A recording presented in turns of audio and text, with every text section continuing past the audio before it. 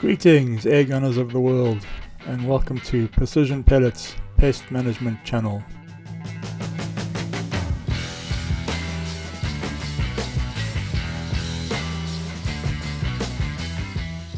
Warning, this is a pest control channel, so if pest control offends you, sashay away, now. I do professional pest control in New Zealand, specializing in rabbit culling with air rifles. For some background and context, using round-head Diablo pellets, I've shot hundreds of rats, possums, pigeons, hares, and many other types of pests. I've also culled thousands of rabbits. Over the last few months of testing and using these JSB 10-grain knockout slugs, I've now shot a few hundred rabbits and a good deal of rats, possums, and hares with these slugs. So I feel I have a good sample size to base my comparisons and observations on. I've been looking for the ultimate rabbit culling projectile for years. As a professional pest controller, I want a projectile that 1. Is accurate out to 100 yards, 2. Dumps all its energy into the target, and 3. Does not exit the target. If the projectile exits the rabbit, it has the potential to ricochet off anything hard, and I have no control over where it will end up. Ricochets are to be avoided as far as possible. The best way to mitigate this problem when culling pests on small properties is to start with a small, low-energy projectile. My go-to setup is a 177 cal 12.4 foot-pound JSB Exact 8.44 grain. It's more than capable and almost perfect for the job. Diablo-style pellets tend to be the most accurate type of pellet at longer pellet distances of 40 to 80 yards. But in a 177 cal, Diablo-style pellets tend to ice-pick their way through most pests and small game, even at lower foot-pounds of energy. You get many pass-throughs, and even though on exiting they are only carrying a few foot-pounds of energy, they can still ricochet. Watch my sub 16 foot-pound comparison video to compare penetrations of 177, 22 and 25 cal Diablo-shaped pellets. As a professional pest controller, I cull around 250 rabbits a month, so I have ample opportunities to test projectile performance. But so far, nothing I've tested delivered the terminal ballistic performance I have been looking for. One that is accurate out to 100 yards and will dump all its energy into the target and not exit. Until very recently, JSB knockouts in 177 caliber were not available in New Zealand. 3 months ago, I purchased some and I've been testing them in real-world culling situations. I don't do my projectile testing on fruit, blocks of soap, planks of wood, or ballistic gel. The test equipment. The rifle I use for these tests is an FX Wildcat Mark III in 177 caliber with a 600mm barrel. The slug that I use for most of these tests is a 10.03 grain Mark III projectile. I also tested the bigger 13.43 grain slug, but we'll get to that later. The ballistic coefficient of these little 10 grain slugs is about 0.047, which is excellent for a projectile of this size.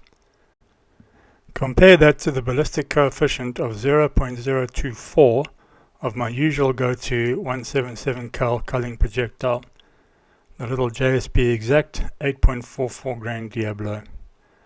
It's basically double the BC. That's amazing.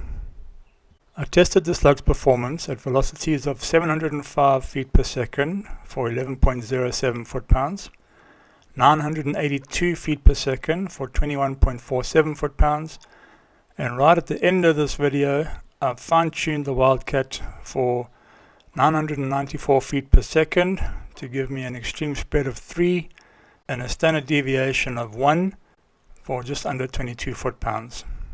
Let's have a quick look at the comparison table of the weights, energies and drops of my go-to culling pellet compared to these slugs. I got these specs and numbers from the JSB website and the Element Ballistics app. Here we have the two projectiles with the knockout slug shown twice because I tested it at 2 velocities.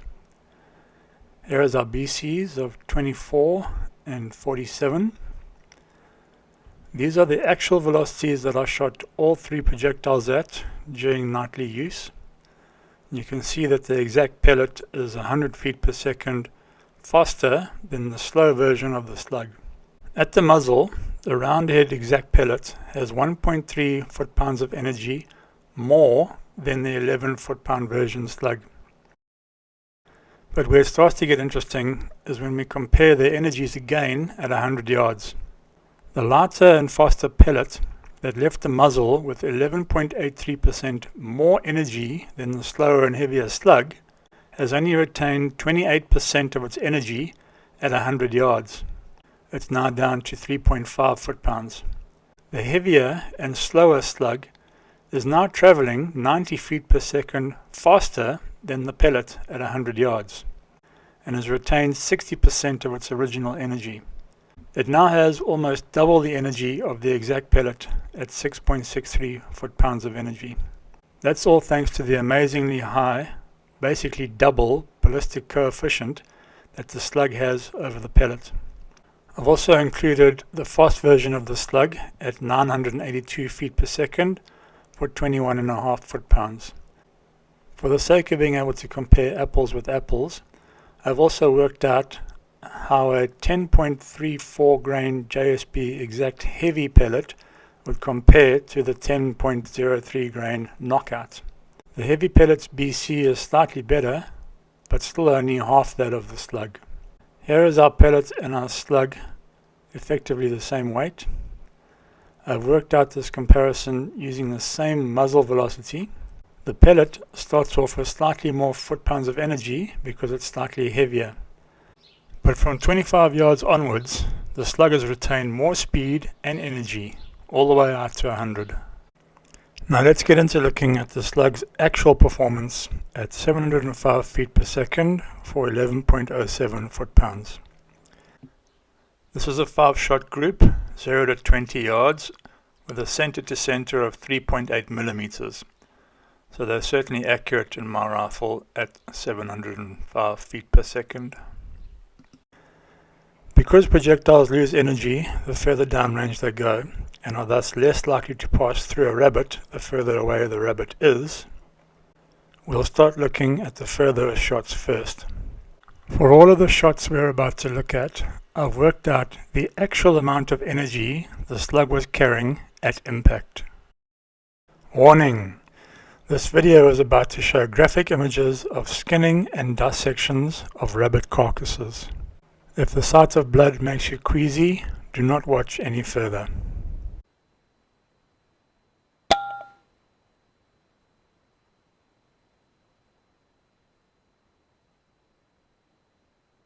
Took a shot to the left side of the chest, just behind the left scapula. I've opened up, taken the right arm off. There's our slug.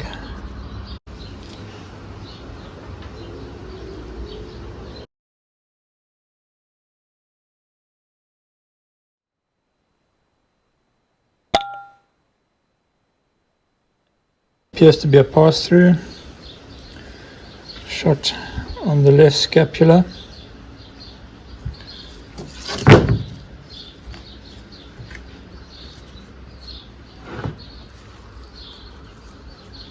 It's passed right through and exited through the skin. Slug not recovered.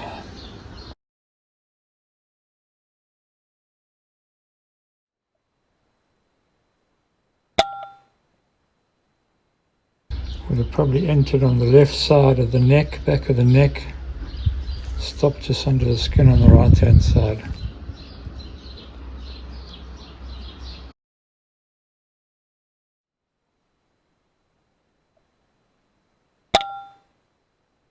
I was just feeling around the head, trying to determine any internal damage, and just behind the left ear I felt something in the skin, had a cut, And there is our slug, recovered from behind the left ear.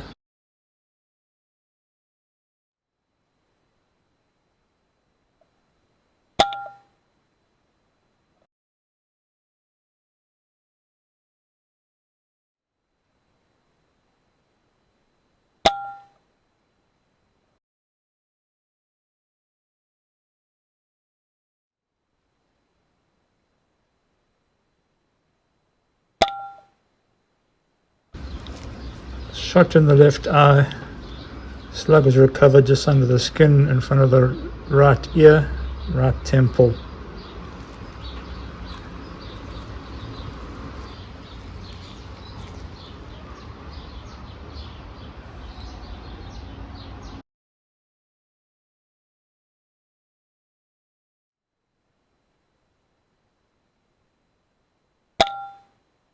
There's our entry wound. Slug did not pass through. Slug is just behind the ribs. This is the last rib. Here's our slug.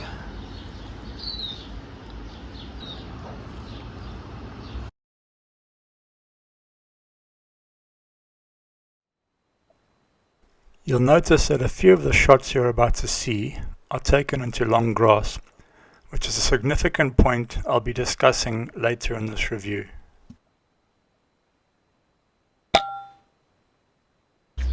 There's our entry wound. It's gone through the scapula, smashed the scapula, shot through the rabbit, completely smashed the scapula from the inside. And I could feel it, so I've cut through, and there is our slug.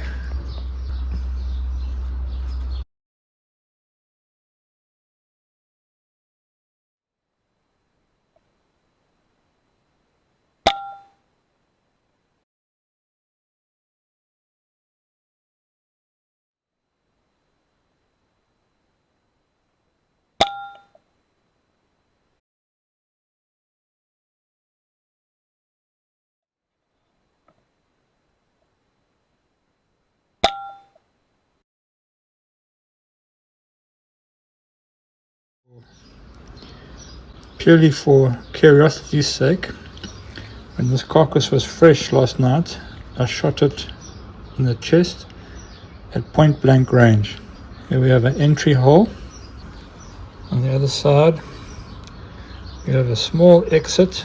I managed to find a very small exit hole there, which tells me that even at 11 foot-pounds the slug did not expand and mushroom. From 17 necropsies, most of which are not shown here, I recovered 7 slugs. So 10 of the 17 shots were pass-throughs. At sub-12 velocities, the 10-grain slug is not expanding and is behaving more like a solid or round-headed pellet and over-penetrating.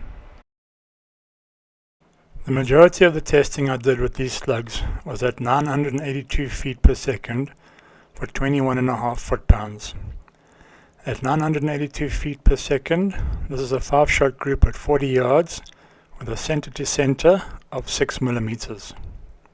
Moving from pellets to slugs, it seems absurd to increase velocity and energy in order to decrease penetration. But that's how these slugs work. Once again, we'll start with the furthest shots first. The first shot we'll look at was at 100 yards. It's interesting to note that the slug left the muzzle with 21.5 foot-pounds of energy, and 100 yards away, downrange, it was still carrying more energy than the point-blank 11 foot-pound version we've just tested.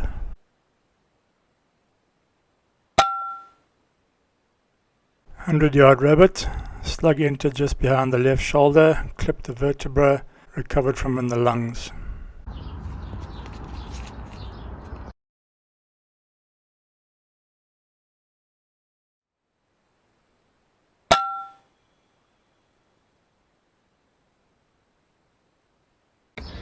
Was a spinal shot, entry point there.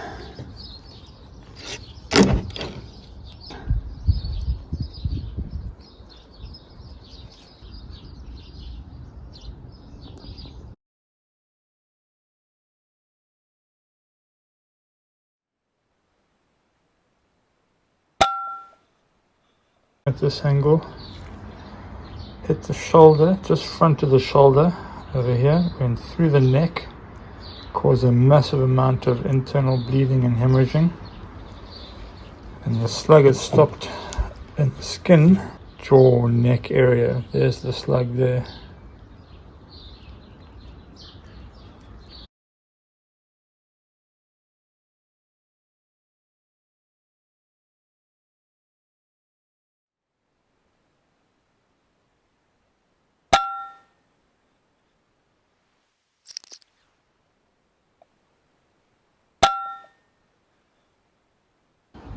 Entry hole in the scapula.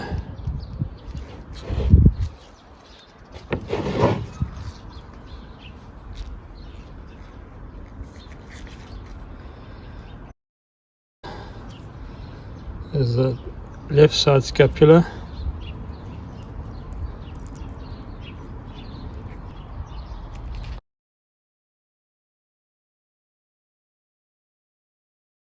Entered on the right shoulder, smashed this shoulder joint. It's completely smashed and broken. Went out the other side of the chest cavity into the opposite side shoulder.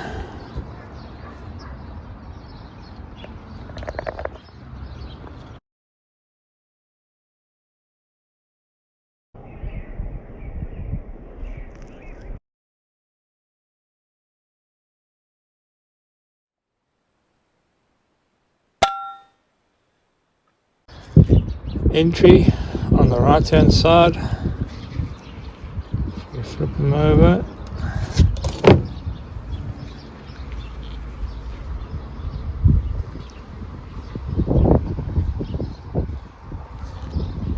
Exit wound just behind the shoulder.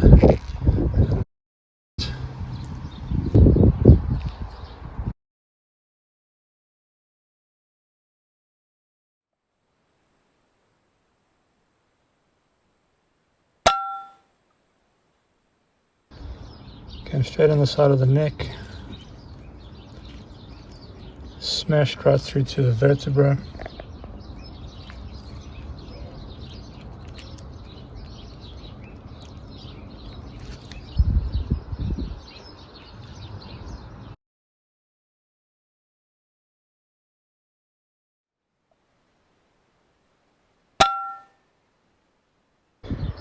So Robert was shot in the head on the left hand side.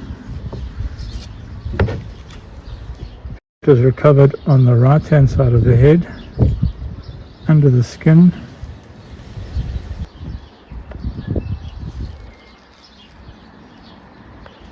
That is excellent performance. I was not expecting to recover that.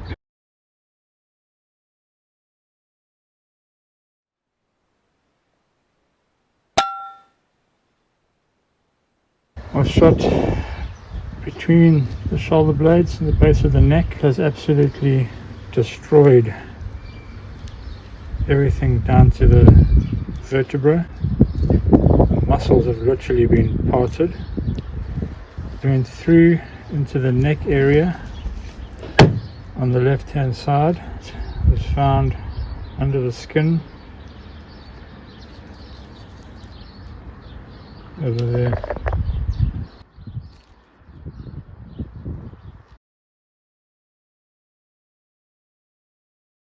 It is excellent performance at all distances. From 13 necropsies, 12 recovered slugs versus 1 pass-through is an excellent ratio. It seems that at about 15 foot-pounds of energy at the target or on impact, these little 10-grain slugs really start to perform. I then switched to the 13.43 grain knockout slugs to see if they gave the same performance as the 10 grains. Or maybe even better. The heavier 13.43 grainers are longer, so they have a better ballistic coefficient of 0.066. The 13.43 grainers are still on their original shape and design. The 10.03 grainers are on their third iteration, hence the Mark III designation. I found the 13.4 grainers also gave nice tight groups in my rifle. Without altering any of the power settings on the rifle, they gave 892 feet per second for 23.7 foot-pounds. After my first night out culling with them, I brought home 4 hares and a smallish rabbit for dissection and terminal ballistics comparisons. The 13 grainers certainly fly straight and hit hard. Shots were from 40 yards out to 113 yards. At 113 yards, they still retain over 15 foot-pounds of energy, long-range accuracy and power. After 40 minutes of careful skinning and dissection, I could not find a single slug. All had been pass-throughs. Does this mean they are no good? Of course not. They are very accurate and perform very well at long distance, and will be excellent for bench rest shooting or hunting if pass-throughs are not a problem.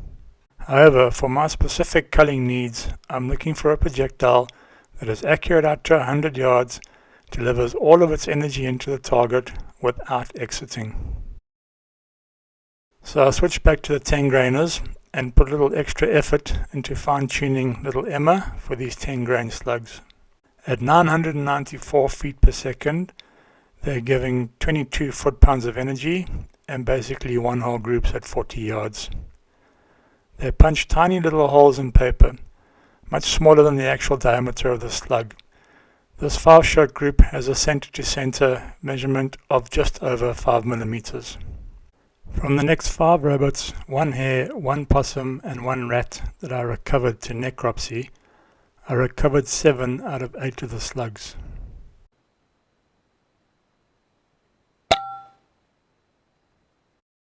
Went through into the head, penetrated to the far side jaw.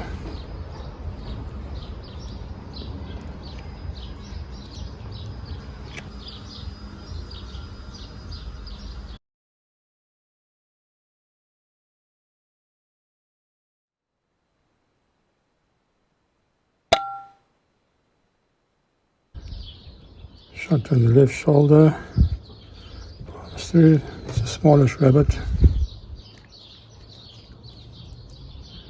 There's our pellet, the slug.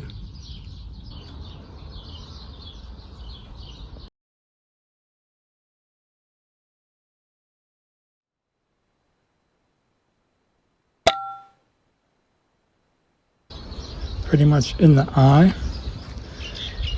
Massive damage all around the head, a lot of bleeding and huge damage through the brain. I've just pulled the ears back. And there's our slug.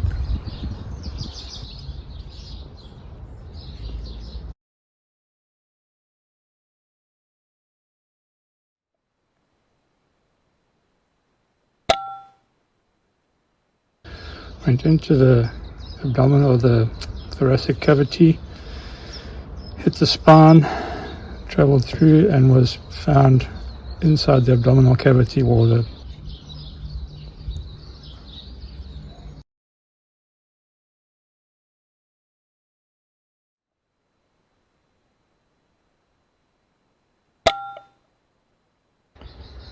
This was a small possum. Shot was in the eye, slightly just behind the eye, feels a broken skull there.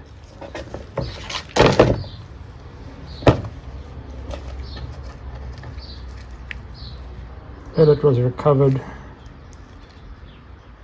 over there, back of the head, just under the skin.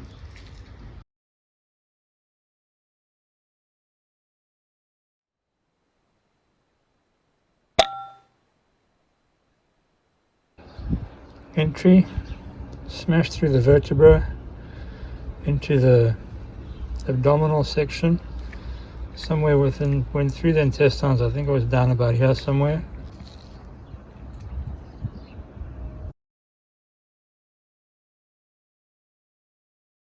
Again, excellent performance. Upon closer inspection and comparison, the shape and proportions of the 10 grain Mark III and the 13 grain Mark I knockout slugs are quite different. The 13 grain is 34% heavier than the 10 grainer, The 13 grainer has a much more solid construction. The 10 grainer Mark III has a much bigger mouth to its hollow point. The 10 grainer Mark III has a much bigger and deeper hollow cavity. The 10 grainer Mark III has much thinner side walls. This will all aid in its amazing expansion and mushrooming capabilities. I'm sure the 13 grainer would mushroom and dump all of its energy if it was going fast enough. But 892 feet per second out of my rifle was not fast enough, and they behave more like a solid. If you have had better expansion from the 13 grainers, please leave the details and velocities in the comments below. The 13 grainers were very accurate out past 100 and very deadly, but I'm looking for more than that. Below 11 foot-pounds of energy on impact, the 10 grain slugs were barely starting to expand and behaved like roundhead Diablo pellets, more often than not over-penetrating and exiting. So is there any advantage to using them at these low velocities if they behave like a pellet? In certain situations, yes, there would be. Even though at low velocities, i.e. sub 12, their terminal ballistics is similar to a roundhead pellet, their external ballistics are still far superior to a pellet. When comparing a pellet and a slug of the same weight and the same velocity, the slug will lose less speed downrange and conserve and carry more energy, and the further they go, the bigger their advantage is. However, if most of your shooting is under 40 yards, there is probably no advantage to using slugs. In fact, pellets are cheaper and will give pretty much the same accuracy and performance out to about 40 or 50 yards at sub 12 velocities. But if you are regularly shooting further than 50 yards with sub 12 velocities, or if your rifle is producing more than 12 foot-pounds, there are definitely advantages to shooting slugs. At around 14 to 16 foot-pounds of energy at the target, these slugs have expanded nicely and performed well, dumping all of their energy into the target, and if we are looking at them here, they obviously did not exit. At upwards of 16-ish foot-pounds at the target, these slugs have performed exceptionally well, hitting extremely hard, expanding to double their original diameter, dumping all of their energy and coming to a dead stop, often within the width of a rabbit's head, which is about 5 centimeters. At higher velocities, the 10 grain slugs performed extremely well. They gave excellent results. For most shots out to 100 yards, they dumped all their energy and did not exit. And that's exactly what I'm looking for in a rabbit culling projectile. Final thoughts on the JSB 10 grain knockout slugs. Observation number 1. Shooting into long grass. In the sub 12 section, I asked you to take note of a few shots into long grass. At sub 12 velocities, with their pellet-like non-expanding performance and over-penetration, I'm happy to take shots into long grass using these slugs at those velocities. But all of that changes at high velocity. With their very large hollow point mouths and thin sidewalls, they seem to be highly susceptible to deviations in long grass at high velocities.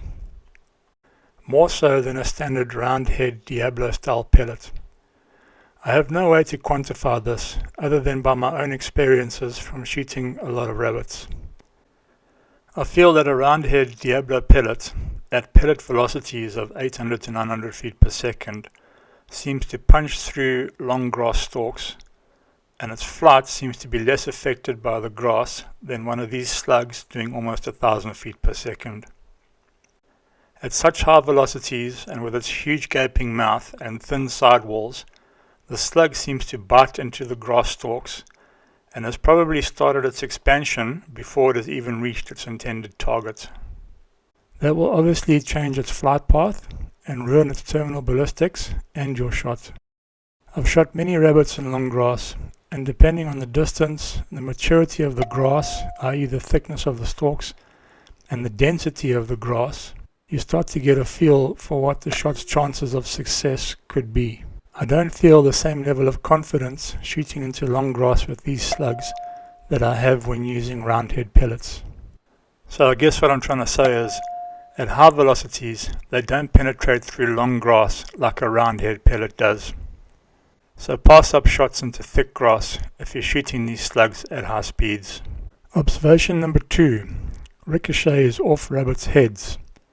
Yes, you heard that correctly.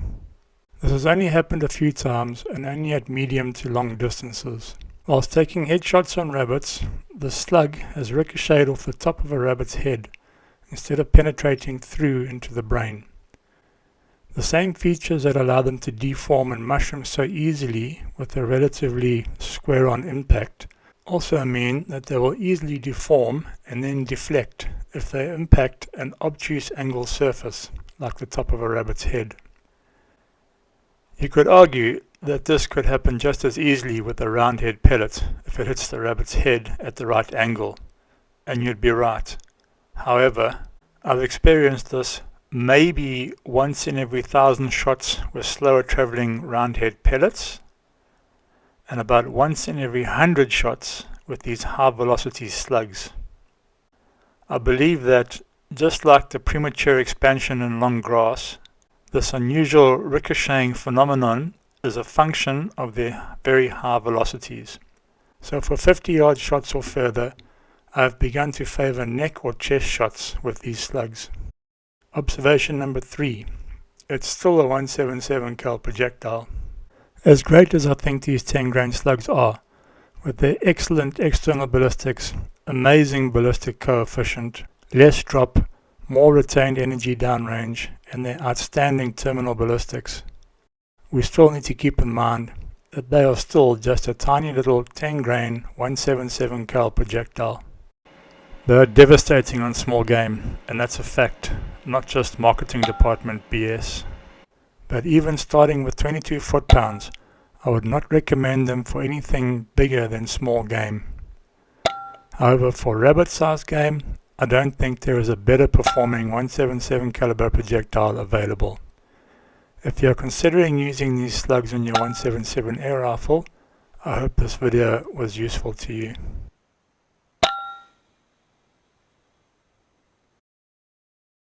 Thanks for watching, folks. We'll see you in the next one.